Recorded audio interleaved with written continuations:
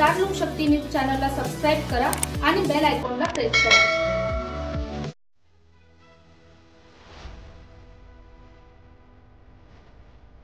Bharatiya Janata party Nashik यांच्या मार्फत आज नाशिकमध्ये जन आक्रोश मोर्चा काढण्यात आला। हिंदू देवतांचा होणारा अपमान हा कदापि सहन केला जाणार नाही व ज्यांनी हिंदू देवतांचा अपमान केला आहे त्यांच्यावर त्वरित कारवाई करा या मागणीसाठी आज नाशिक जिल्हाधिकारी कार्यालयावरती मोर्चा काढण्यात आला।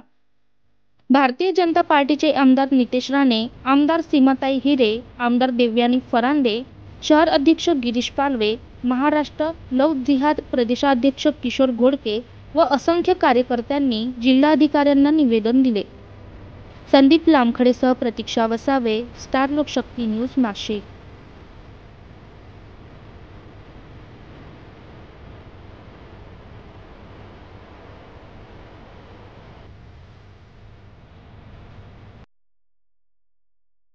जय श्रीराम। मी गजू घोडके, लव जिहाद संघर्ष समिती महाराष्ट्र प्रदेश अध्यक्ष। आज या नाशिक शहरामध्ये आपण सर्व समाज बांधव या ठिकाणी जमलेलो आहोत। या ठिकाणी हा जनआक्रोश मोर्चा आपण या ठिकाणी काढत आहोत। या ठिकाणी कुठल्याही पक्षाचा म्हणा किंवा कुठलाही हा जनआक्रोश मोर्चा नसून सर्व उद्देश आपला एकच आहे का या महाराष्ट्रामध्ये खऱ्या अर्थाने हिंदूंवरतीच अन्याय होत आहे आणि खऱ्या अर्थाने जर का पाहत आहोत तर लव जिहाद सारखा कायदा उत्तर प्रदेश सारख्या ठिकाणी झालेला आहे, तो महाराष्ट्रात सुद्धा व्हावा। या ठिकाणी मी या ठिकाणी सांगू इच्छितो का महाराष्ट्रामध्ये सरकारवाडा पोलीस स्टेशनमध्ये आम्ही एक केस घेऊन गेलो। 15 वर्षाची मुलगी होती, त्या मुलीवरती एका 29 वर्षाच्या मुलांनी तिच्यावरती अत्याचार केला, तिला तिच्या जाळ्यात ओढलं आणि अशा अनेक प्रकारचे गुन्हे या नाशिक शहरामध्ये झाले। ज्या वेळेस आम्ही अशा प्रकरणं घेऊन गेलो, आत्ताच एक प्रकरण आम्ही संगमनेरमध्ये केलं तर त्या मुलीच्या वडिलांकडून 1.5 लाख रुपये घेतले होते आणि ते 1.5 लाख सुद्धा आम्ही त्या पोलीस स्टेशनकडून काढून घेतले।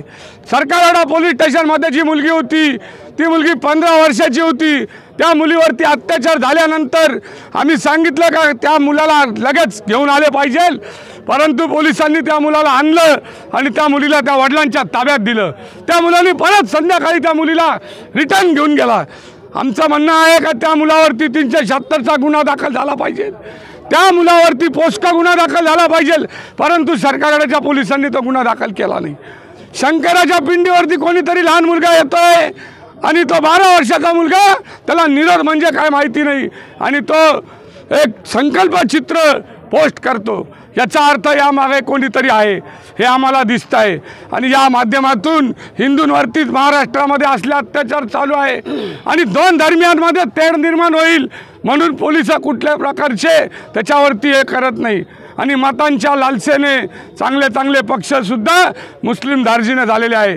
सर्वात मुस्लिम समाज हा खराब नसतो, परंतु त्यामधले विकृत लोक जे खराब आहे यांच्यावरती पोलिसांनी कायद्याने त्यांच्यावरती गुन्हे दाखल केले पाहिजे आणि हिंदूंनी सुद्धा जागृत झालं पाहिजे या विचाराचे आम्ही आहोत। जय श्रीराम। आजची पत्रकार परिषद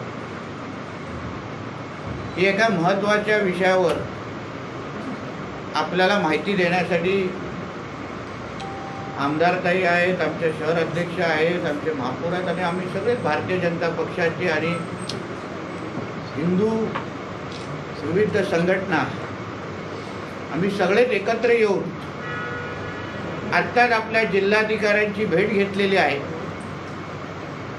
आणि त्यांच्यासमोर एक गंभीर विषय त्यांच्या नजरेसमोर आणलेला आहे। आता सुरुवातीलाच मला एक फोटो आपल्या सगळ्यांना दाखवायचा आहे। आता हा तुम्ही कितपत दाखवू शकता हा तुमच्यावरचा प्रश्न आहे, पण ही एका इंस्टाग्राम अकाउंटवर केलेली पोस्ट आहे।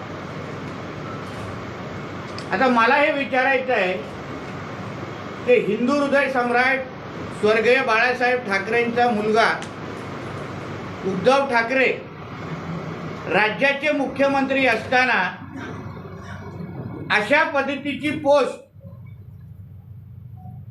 शिवलिंगावर अशा अपमानित पद्धतीने पोस्ट करण्याचा लायसन्स काही लोकांना या महाराष्ट्रामध्ये दिला आहे का? ह्याला काय मोकळीक दिली आहे का बाबा अशा पद्धतीने तुम्ही पोस्ट करू शकता? आणि हे राज्य सरकार, या राज्य सरकारचं पोलीस तुम्हाला काही करणार नाही अशा पद्धतीची शाश्वती सरकारच्या माध्यमातून या समाजकंटकांना दिली आहे का? हा प्रश्न मला तुम्हाला या निमित्ताने विचारायचा. विचारायला का लागतोय? मोर्चा का काढायला लागतोय? जिल्हाधिकाऱ्यांना का भेटायला लागतंय? कारण का काही आठवड्या अगोदर जेव्हा ही घटना झाली आणि असंख्य हिंदू संघटनांनी पोलीस आयुक्तांना जाऊन भेटले की बाबा अशा अशा घाणेरडी पोस्ट आमच्या देवी देवतांबद्दल केलेली आहे आणि तुम्ही ह्या पोस्टवर किंवा जो पोस्ट करणारा मुलगा आहे त्या व्यक्तीचं नाव दिलं, त्याच्या गावाचा पत्ता दिला, सगळ्या पद्धतीचे पुरावे पोलिसांकडे दिले, पण त्या दिवसापासून ते आजपर्यंत कुठल्याही पद्धतीची कारवाई, कुठल्याही पद्धतीची शोध मोहीम पोलिसांच्या माध्यमातून राबवली गेलेली नाही. आम्ही वारंवार पोलिसांना आठवण करून देतोय, वारंवार आमचे लोक त्यांच्याकडे जात आहेत, पण पोलिसांनी कुठल्याही पद्धतीची दखल घेतलेली आजपर्यंत नाही. त्याहीपेक्षा त्या मुलाला आम्ही माफी मागायला लावतो, व्हिडिओ काढून माफी मागायला लावतो, अशा पद्धतीची समजूत आमच्या हिंदू संघटनांची आणि सगळ्यांची करण्याचा त्या लोकांनी पोलिसांनी प्रयत्न केला. एका बाजूला तुम्हाला कुठली कारवाई करायची नाही, त्याला शोधायचं नाही, आम्हाला कारणं द्यायची आहे की तो मुलगा कुठेतरी उत्तर प्रदेशला पळून गेलेला आहे.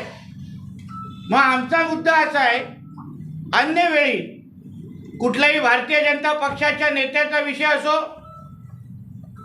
महाविकास आघाडीच्या कुठल्याही नेत्यावर पोस्ट लिहिण्याचा विषय असो, तेव्हा आमच्या महाराष्ट्राची पोलीस एवढी सतर्क असते, एवढे ते लोक तडकाफडकी कारवाई करतात, तेव्हा त्या लोकांना असं आठवण करून द्यायला लागत नाही की जरा बाबा कारवाई करा, त्यांच्यावर मोर्चे काढायला लागत नाही.